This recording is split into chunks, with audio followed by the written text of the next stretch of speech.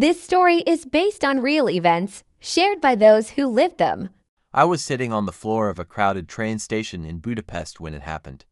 It was one of those long travel days, the kind that starts with missed connections and ends with questioning every decision that led you there. The ticket machine had stopped working halfway through my purchase. My card froze, my cash was gone, and the next train, the last one heading south, was leaving in 15 minutes. I remember sitting there, my backpack under my legs, staring at the departures board. Every line that flickered felt like an opportunity I was watching disappear.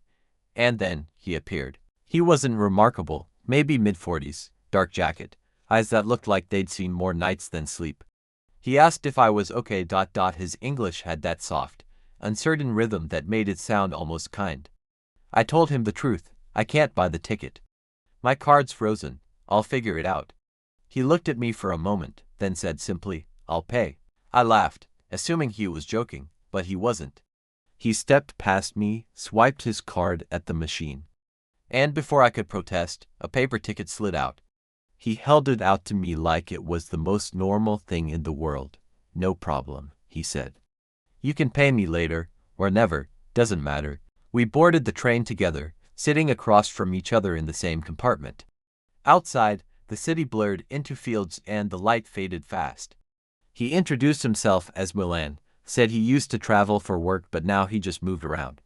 He didn't say where home was, and I didn't ask. The compartment was quiet except for the low hum of the tracks. At one point, the conductor came by to check tickets. I handed mine over, still half expecting it to be invalid somehow. It wasn't. When the conductor left, Milan smiled. "See, sometimes things are meant to move." For the next few hours, we talked, or maybe I talked, about why I was traveling, the cities I'd seen, the feeling of being both free and lost at once. He listened, nodded, then said something that stayed with me. "You travel to forget time, but time travels with you anyway."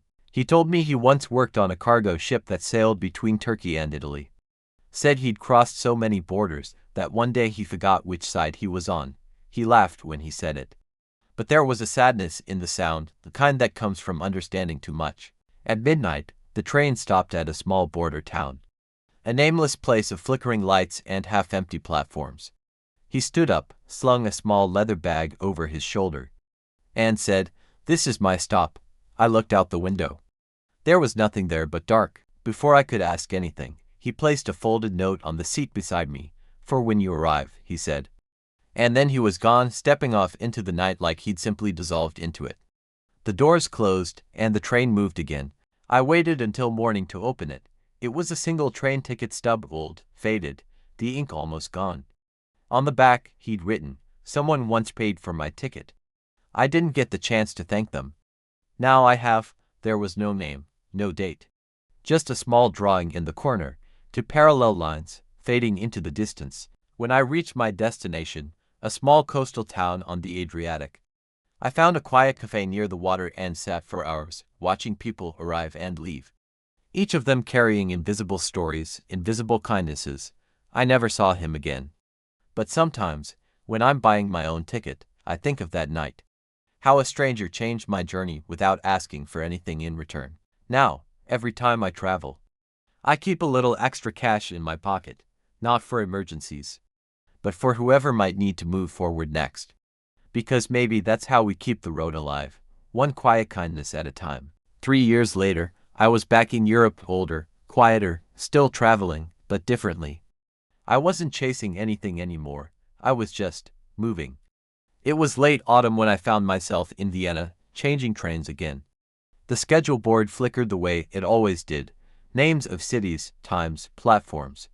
That hypnotic rhythm only travelers understand. I was buying a ticket to Zagreb when the machine froze. A red light blinked, the same error message. And for a split second, I was right back there. Budapest, the station floor, the panic ... and then, without thinking, I turned around and said to the woman behind me, "Do you need help?" She was maybe my age, tired, flustered. Her card declined 3 times. She looked up and sighed, "I just need to get home." I didn't hesitate. I swiped my card and paid for her ticket. She blinked in disbelief. "You don't have to," I smiled. "I know." And before she could thank me, I added, someone once did the same for me. We ended up on the same train. She sat by the window.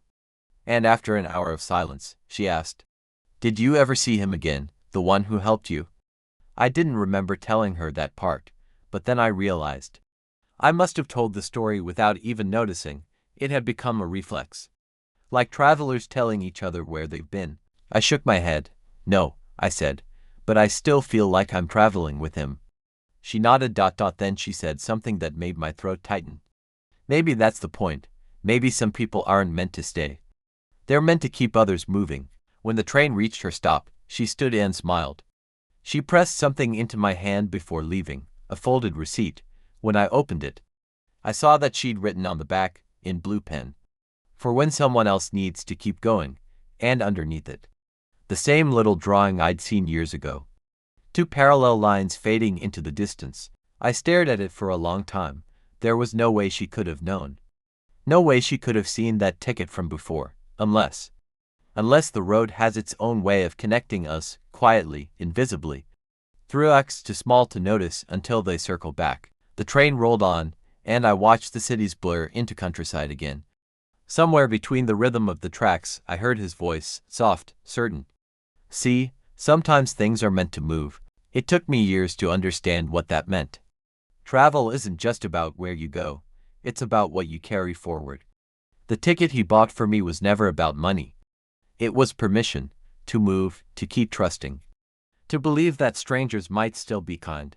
Now, wherever I go, I carry that little note, the one with the lines, folded in my wallet. Not as a reminder of debt, but as a promise. Because maybe the road remembers kindness better than we do. And maybe some tickets are meant to be passed on forever. Months later, I was traveling again, southern Italy this time, a ferry from Bari to Patras. It was quiet on deck, just the hum of the sea and the slow rhythm of engines. I sat alone, watching the horizon fade into fog. And for no reason at all, I thought about the man from Budapest. It had been years. But sometimes memories return like the tide, soft, slow, certain. They don't ask permission, they just arrive. A boy selling coffee walked by. I bought one, handed him a few coins extra. He smiled, surprised, and said, "You gave too much." I shook my head. "No," I said, "maybe just enough." Later, I walked along the deck and saw a man standing near the rail, gray jacket, looking out at the water. From behind, for a second, my heart stopped. It looked exactly like him. Same posture, same stillness. I almost called out. But when he turned, it was someone else, older, kind-faced, eyes full of calm. He smiled when he noticed me staring. "Beautiful, isn't it?" he said. "The sea always looks like it knows more than we do." I nodded. We talked for a while, about travel, about life, about how sometimes people cross paths not to stay, but to send each other forward. When the ferry docked, he waved goodbye and disappeared into the crowd. But before leaving, he left something on the bench where he'd been standing, a folded ferry ticket. My chest tightened. When I turned it over, there was nothing written on it, except two faint pencil lines, parallel, fading into the corner.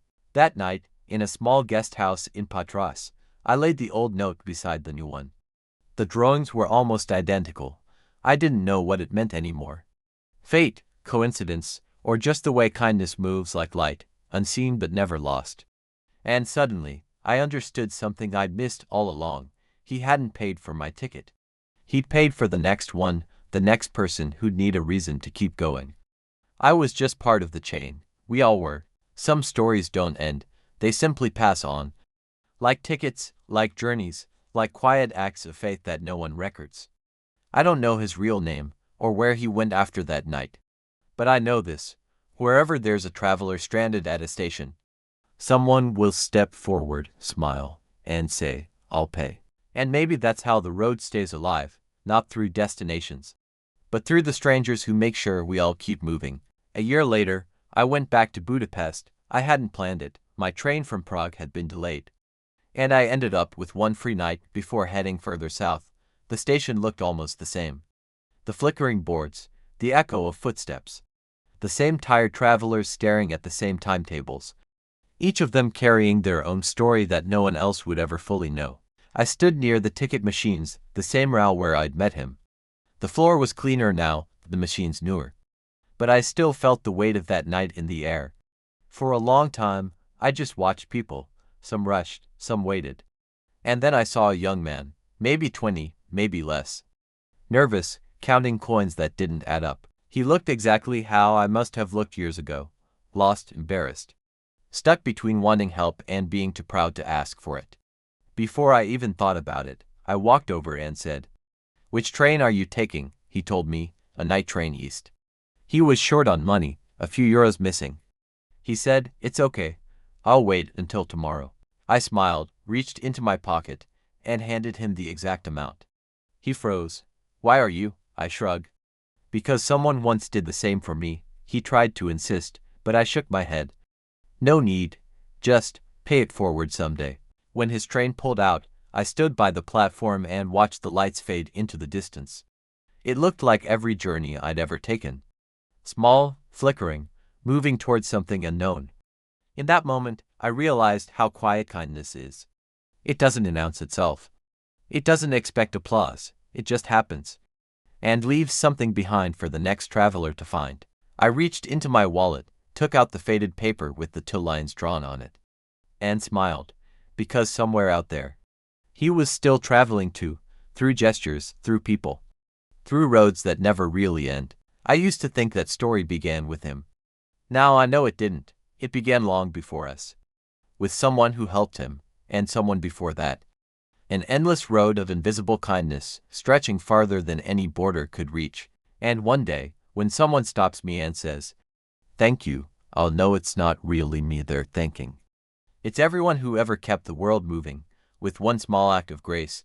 Weeks after that night in Budapest, I kept thinking about the young man on the train. I wondered if he made it, if he ever told someone about the stranger who paid for his ticket. If, someday, he'd do the same for another lost traveler at another station. It became a quiet comfort to imagine the story still moving. Not ending with me, but flowing forward through people I'd never meet. Travel does that to you. You start to see how every moment connects. How every face belongs to a bigger journey. A few months later, I received a letter at home. No return address, just my name written in careful handwriting. Inside was a single piece of paper, a train ticket stub folded neatly. On the back, it said, "He told me to tell you." The line keeps going. Below it, that same small drawing again. 2 parallel lines, stretching into the horizon.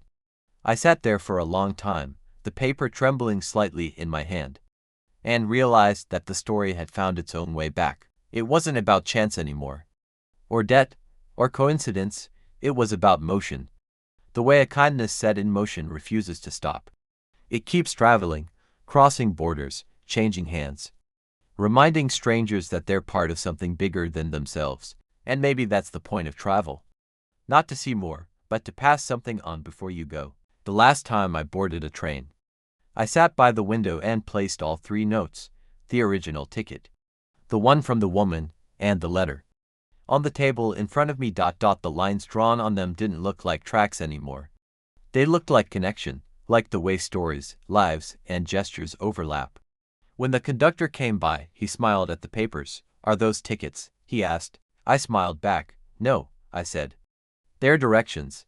And as the train began to move, the sound of the wheels on the tracks felt like a heartbeat, steady, familiar, carrying every traveler who'd ever been helped, every kindness ever passed along, because the road never ends. It just keeps finding new passengers. Years passed, new countries, new faces, new stations. But every time I traveled, I caught myself looking, not for him, not anymore, but for that moment again. The small, almost invisible kindness that keeps the world stitched together. Once, in a train in Portugal, an old woman dropped her wallet. Before I could stand to help, a teenage boy picked it up, smiled shyly, and returned it. No drama, no applause, just the road doing what it always does. Passing goodness forward. It made me smile, because even if none of us ever met, we were all part of the same story, the one that began the moment someone, somewhere, decided to care without reason. One evening, sitting by a window in a slow train crossing the Alps, I realized I hadn't written anything in a long time. So I took out my notebook and began with the first sentence I could remember. He said, "I don't eat before I arrive." The words felt heavier than before, as if they'd been waiting to come back to the page. And when I looked out, I saw my reflection in the glass. Older now, but still traveling, still listening to the hum of the world moving, and suddenly I understood what he'd meant that night. It wasn't about food, or borders, or destinations. It was about anticipation, the way hope itself is a kind of hunger. Maybe we're all travelers trying to satisfy it. Waiting for arrival, without realizing we've already arrived. One day, maybe years from now, someone will find an old folded ticket on a train seat. Two faint lines drawn across the back. They'll wonder who left it.